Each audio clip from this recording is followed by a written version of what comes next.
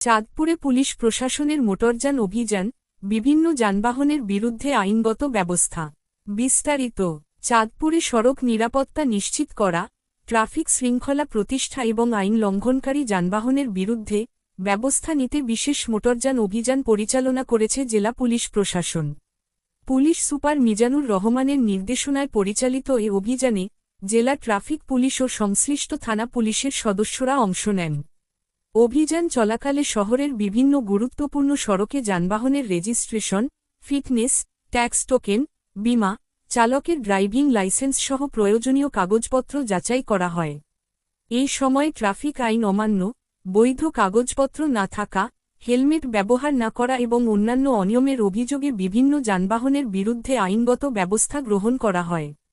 এছাড়া চালকদের ট্রাফিক আইন মেনে চলা, প্রয়োজনীয় কাগজপত্র সঙ্গে রাখা এবং নিরাপদে যানবাহন চালানোর বিষয়ে সচেতনতামূলক পরামর্শ দেওয়া হয়।